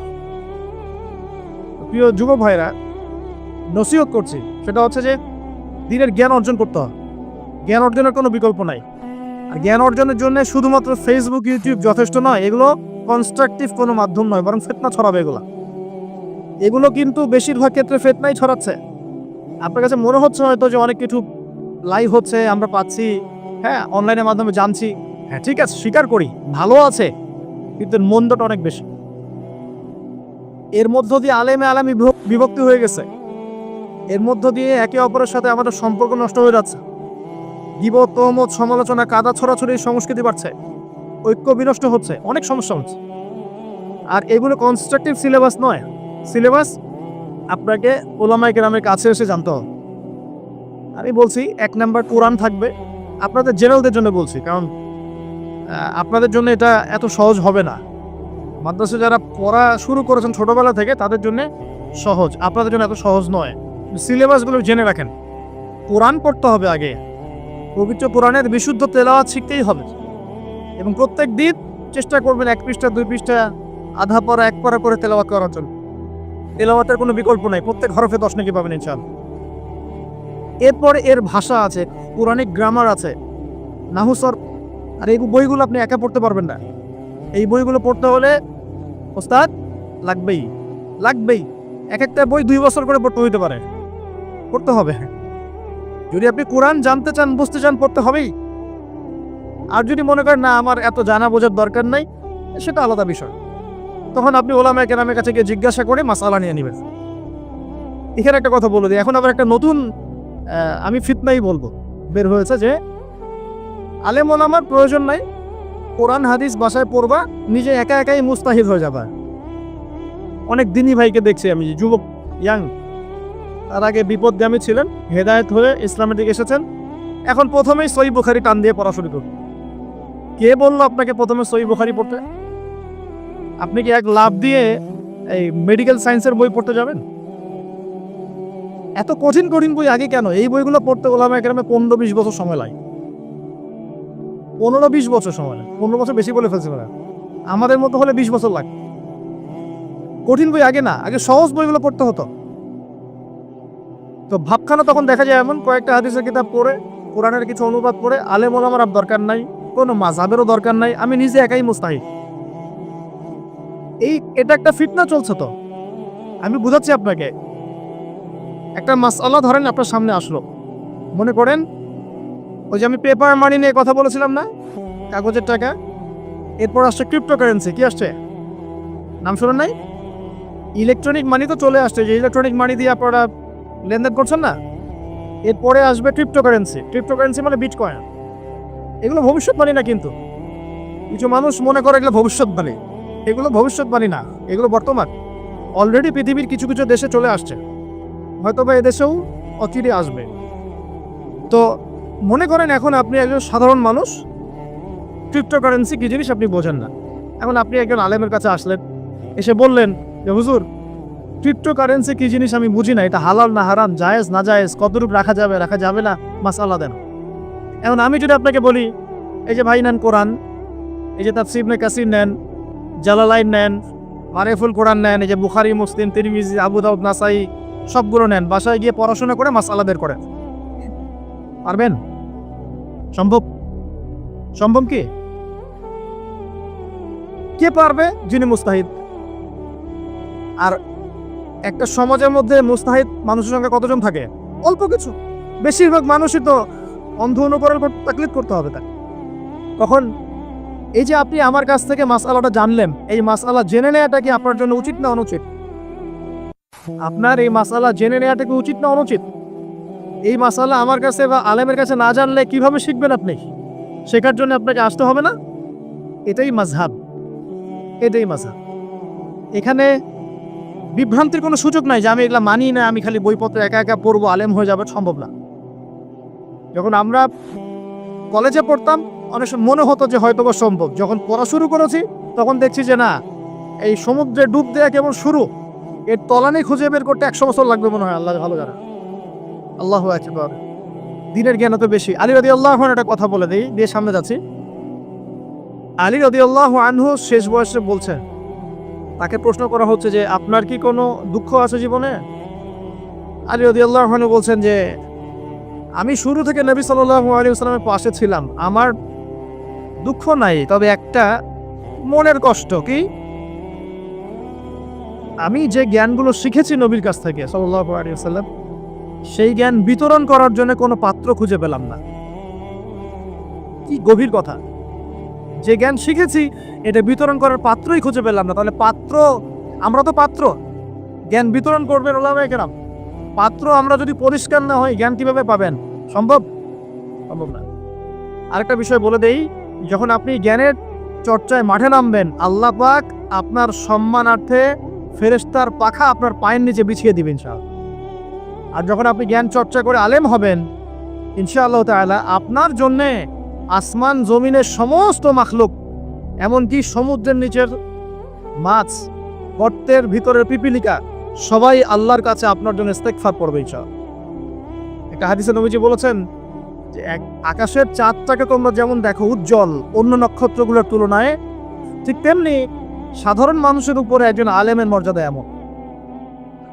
তো প্রিয় ভাইরা, যুবক ভাইদেরকে বলছি, স্পেশালি আজকের লেকচারটা স্পেশালি তোমাদের জন্য, এই ফাঁদগুলো থেকে বেঁচে থাকবে এবং এলেম অর্জন করবে। এলেম অর্জনের কোনো বিকল্প নাই, এবং এলেম অর্জনের জন্য সিলেবাস লাগবে। আর অনেক বইপত্র একা একা পড়তে পারবে না, আলেম ওলামাদের সংস্পর্শ লাগবেই, অন্যথায় পারবে না। এর পাশাপাশি আপনি সিরাতের বই পড়বেন, ইতিহাস পড়বেন, ইসলামিক অর্থনীতি পড়বেন, হ্যাঁ, ভূরাজনৈতিক প্রেক্ষাপটের বইগুলো পড়বেন, এগুলো ঠিক আছে। এবং জেনারেল লাইনে যেখানে পড়াশোনা করছেন, এই পড়াশোনাও কন্টিনিউ করবেন, এবং আপনার প্রতিভা দিয়ে আপনার জায়গা থেকেই ইসলামের খেদমত করবেন ইনশাআল্লাহ। পারা যাবে না? আল্লাহ তৌফিক দান করুন। যুবক ভাইদের সামনে এই ফাঁদ। কেন ফাঁদ? কারণ যুবক ভাইরা যদি জীবনের উদ্দেশ্য জেনে ফেলে এবং ইসলাম প্রতিষ্ঠার কাজে আত্মনিয়োগ করে, তাহলে কুফফার শক্তি পালানোর জায়গা খুঁজে পাবে না ইনশাআল্লাহ। প্রিয় ভাইরা, আল্লাহ রাব্বুল আলামিন বলছেন মুমিনদেরকে, হে মুমিনরা, তোমরা আল্লাহকে ভয় করো। দেখুন, 6টা পিলারে বিশ্বাস না করা পর্যন্ত কেউ মুমিন হয় না। কয়টা পিলার? 1 নাম্বার হচ্ছে আল্লাহর প্রতি বিশ্বাস। 1 নাম্বার আল্লাহর প্রতি বিশ্বাস। 2 ফেরেশতা মণ্ডলীর প্রতি বিশ্বাস। 3 আসমানি কিতাব সমূহে বিশ্বাস। 4 নবী রাসূলগণের প্রতি বিশ্বাস। 5 পরকালের প্রতি বিশ্বাস। এবং 6 তাকদীরের ভালো মন্দের প্রতি বিশ্বাস। এই 6টা পিলারকে মনে বিশ্বাস করতে হয়, মুখে স্বীকৃতি দেওয়া লাগে, এবং কাজেও বাস্তবায়ন করতে হয়। তারপর আপনি মুমিন হবেন ইনশাআল্লাহ। আল্লাহ পাক বলছেন আমাদেরকে, এই মুমিনদেরকে, তোমরা আল্লাহকে ভয় করো, ভয় করার মতো ভয় করো। এটার ব্যাখ্যা কি? ভয় করা মানে কি? শুধু নেক আমল করা মানেই আল্লাহকে ভয় করা নয়। আল্লাহ পাকের যত নিষেধ আছে, এই নিষেধগুলো ছেড়ে দেওয়ার নাম হলো আল্লাহকে ভয় করা। যদি আমি নামাজ পড়ি, প্রমাণিত হবে না যে আমি আল্লাহকে ভয় করি।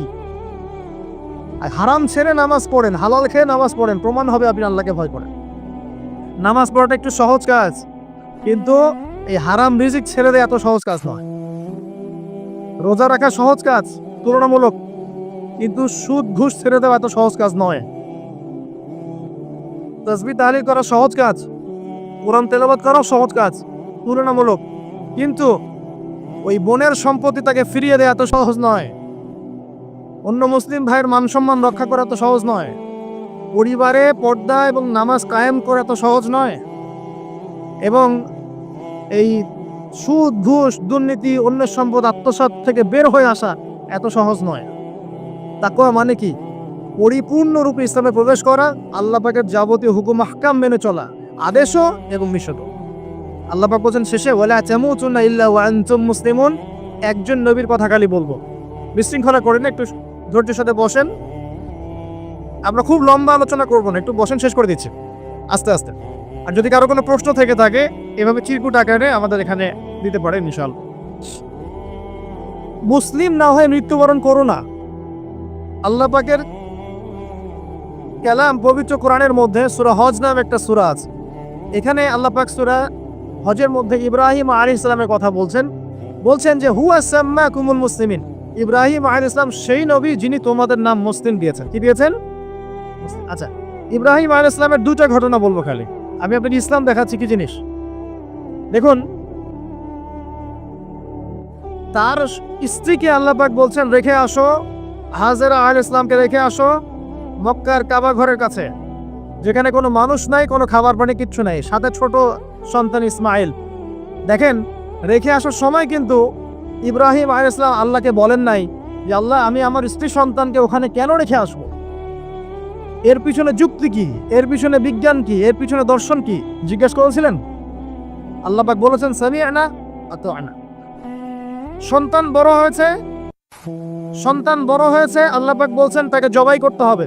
তিনি সন্তানকে গিয়ে বলছেন ইয়া বুনাইয়া ইন্নী আরা ফিল মানামি আন্নী আসবাহুক, আমি স্বপ্নে দেখছি তোমাকে জবাই করছি, ফানজুর মাযা তারা, তোমার কি রায় আমাকে বলো। সন্তান বলছে এবার ইয়া আবাতি, আমার আব্বা, ইফআল মা তু'মার, আপনাকে যে আদেশ করা হয়েছে সে আদেশ আপনি পালন করেন। সাতাজিদুনি ইনশাআল্লাহু মিনাস সাবিরিন, ইনশাআল্লাহ আপনি আমাকে ধৈর্যশীল পাবেন। কে বলছে এটা? ইসমাইল। ইসমাইলের মধ্যে কি এখনকার তরুণদের জন্য আদর্শ নাই? যে বয়সে ইসমাইল আলাইহিস সালাম বলছেন আব্বা আমাকে জবাই করে দেন, কোনো সমস্যা নাই, ইনশাআল্লাহ আপনি আমাকে ধৈর্যশীল পাবেন, ওই বয়সের আমাদের তরুণ প্রজন্ম টিকটক প্রজন্ম, ওই বয়সে আমাদের তরুণ প্রজন্ম কিশোর গ্যাংয়ে যোগ দিয়েছে, জেনা করেছে, এই যে জার্সি গায়ে দিয়ে ঘুরে বেড়াচ্ছে। দেখেন, এই ওয়াজে আসার সময় দেখলাম যে কিছু ছেলে দাঁড়িয়ে আছে ওখানে, কি হচ্ছে ওখানে দাঁড়ায়, বক্তা এখন আসে নাই, সিগারেটের প্যাকেট থেকে সিগারেট বের করে টান দিচ্ছে ওখানে। বক্তা তো এখন আসেন, টান দিয়ে যায়, তারপর বসে। এগুলো ফ্যাশন হয়ে গেছে এখন। আল্লাহ পাক তোমাদেরকে এগুলো থেকে হেফাজত করুন। আমি দেখেন, ইসমাইল বলছেন হে আমার আব্বা আমাকে আপনি জবাই করে দেন, যদি আল্লাহ আদেশ করে থাকেন, আমাকে ধৈর্যশীল পাবেন ইনশাআল্লাহ। মা বোনদের জন্য বলছে এখানে একটা কথা, দেখুন প্রিয় মা বোনরা ভালো করে শুনুন। দেখুন, ইসমাইল আলাইহিস সালামকে কিন্তু তার বাবা বড় করেন নাই। ইসমাইল আলাইহিস সালাম বড় হয়েছেন মক্কায় তার মায়ের কাছে, হাজরা আলাইহিস সালামের কাছে। আর ইব্রাহিম আলাইহিস সালাম থাকতেন সিরিয়ায়, শামে, তার আরেক স্ত্রী সারা আলাইহিস সালামের সাথে তিনি যাওয়া আসা করতেন। আর তখনকার যাওয়া আসা এত সহজ ছিল না, তখন কোনো মোটর যান ছিল না।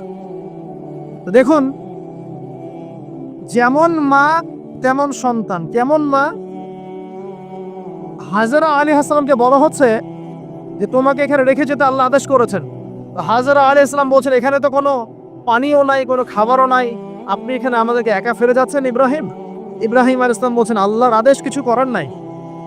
এখন হাজরা আলাইহিস সালাম বলছেন আচ্ছা যদি আল্লাহ আদেশ করে থাকেন তাহলে ইনশাআল্লাহ আল্লাহ আমাদের হেফাজত করবেন, আল্লাহর প্রতি আমি পূর্ণ তাওয়াক্কুল করলাম। কে বলছেন? হাজরা। এই হাজরা আলাইহিস সালামের দেখেন এখানে তো কোনো খাবারই নাই, পানিও নাই, এক মশার পানি একটু খাবার দ্রুতই শেষ হয়ে গেল। শেষ হওয়ার পর তিনি ছোটাছুটি করছেন, সাফার মারোয়া, কোথাও যদি একটু পানি পাওয়া যায়। কি তাওয়াক্কুল আল্লাহর প্রতি, ছোটাছুটি করছেন। বাচ্চা ইসমাইল কান্নাকাটি করছে। মায়ের এই ছোটাছুটি আল্লাহর কাছে এত পছন্দ হয়েছে, যতদিন হজ থাকবে এই হাজরা আলাইহিস সালামের স্মৃতির সাথে জড়িত এই ছাই থাকবে। এবং এই ঘটনা আল্লাহর কাছে এত পছন্দ হয়ে গেল যে আল্লাহ পাক জিবরাইল আলাইহিস সালামকে পাঠিয়ে জামজাম কূপের পানি বের করে দিলেন। দুইটা এক্সাম্পল দিয়ে আমি শেষ করব। পরিপূর্ণ মুসলিমের এক্সাম্পল আল্লাহ পাক দিয়েছেন ইব্রাহিম আলাইহিস সালামের মতো। কোথায়? ইব্রাহিম আলাইহিস সালামের স্ত্রীকে এবং সন্তানকে আল্লাহ পাক বলছেন রেখে আসো ওই মক্কার জনমানবশূন্য জায়গায়। ওই মক্কায় কোনো মানুষ ছিল, কোনো খাবার, কোনো পানি। ইব্রাহিম আলাইহিস সালাম কি বলেছিলেন আল্লাহ আমি কেন তাকে এখানে রেখে আসবো, কি যুক্তি এর পিছনে, কি লজিক, কি সায়েন্স বলেছিলেন? নাকি আল্লাহ পাক বলেছেন বাস আমল করেছেন? সামি'না ওয়া আতা'না, শুনলাম মানলাম, এর নাম ইসলাম। কোনো প্রশ্ন করা যাবে না।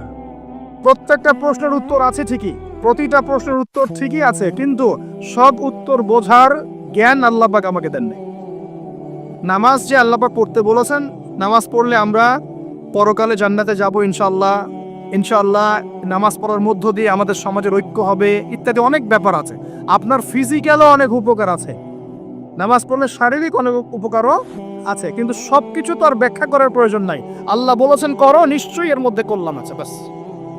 আল্লাহ বলেছেন জাকাত দাও, জাকাত দিতে আল্লাহ বলেছেন দিতে হবে। এটা কেন দিব? আল্লাহ কি অন্যকে খাওয়াতে পারেন না? আমাকে খাওয়াতে হবে কিনা, এত যুক্তি তর্কের দরকার নাই। আল্লাহ পাক জাকাত দিতে বলেছেন, নিঃসন্দেহে এর পিছনে অর্থনৈতিক সমৃদ্ধি আছে। আল্লাহ বলেছেন রমজান মাসে রোজা রাখো, এটা এটা এটা রাখলে আধ্যাত্মিক অর্জন হবে, তাকওয়া অর্জন হবে।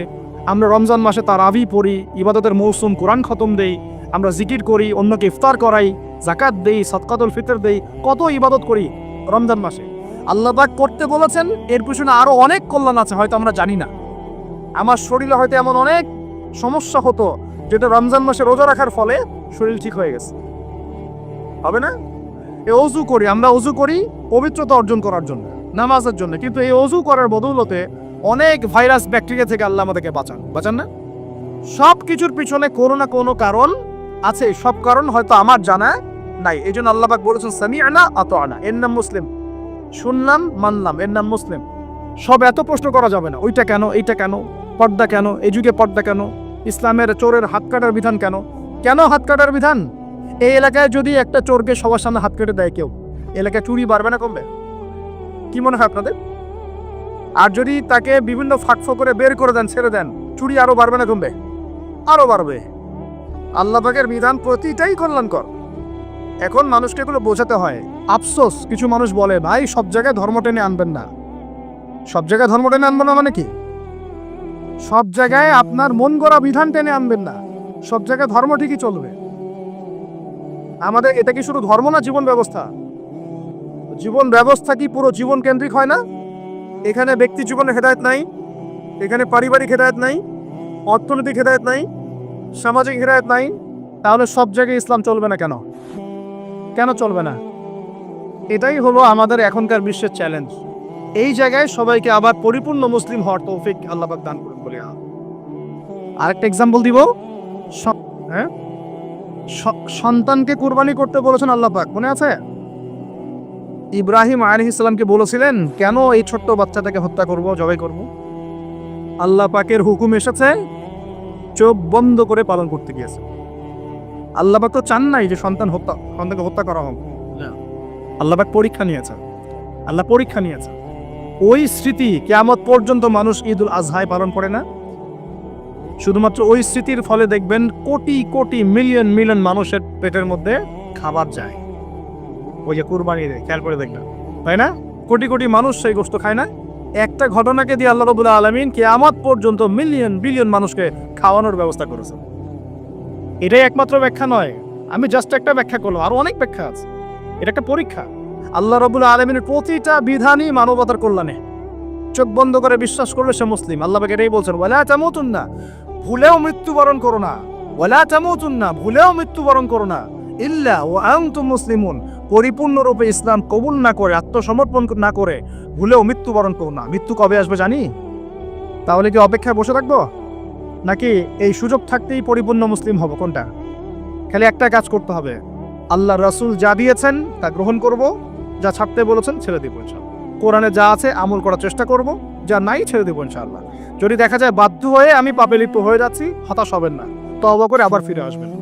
পথ চলতে গিয়ে হোঁচট খেয়েছেন, ভালো পথে চলছেন কিন্তু হোঁচট খেয়েছেন, হতাশ হবেন না, ওযু করবেন, নামাজ পড়ে আবার তওবা করবেন ইনশাআল্লাহ। যতবার পাপ হবে ততবার তওবা করবেন ইনশাআল্লাহ। আল্লাহ পাক আমাদের চেষ্টা দেখবেন ইনশাআল্লাহ। আমল দিয়ে কেউ জান্নাতে যাবে না, আমল দিয়ে কেউ জান্নাতে যেতে পারবে না। আল্লাহ পাক যাকে রহম করবেন, দয়া করবেন, শুধু সে ব্যক্তি জান্নাতে যাবে ইনশাআল্লাহ। আর ইনশাআল্লাহ যদি আমরা চেষ্টা করি, মন থেকে 100% চেষ্টা করি, ইনশাআল্লাহ আল্লাহ পাক ওই চেষ্টার ওসিলে হলেও আমাদেরকে মাফ করে দিবেন ইনশাআল্লাহ। আমরা আশাবাদী আল্লাহ পাক আমাদের সবাইকে ক্ষমা করবেন ইনশাআল্লাহ তাআলা। আমরা শিরক করব না, বেদাতি আমলে যাব না, হারাম খাবো না, আল্লাহর হুকুম আহকামের বিরুদ্ধাচরণ করব না, এবং নবীর সুন্নত মেনে চলার চেষ্টা করবো ইনশাআল্লাহ তাআলা।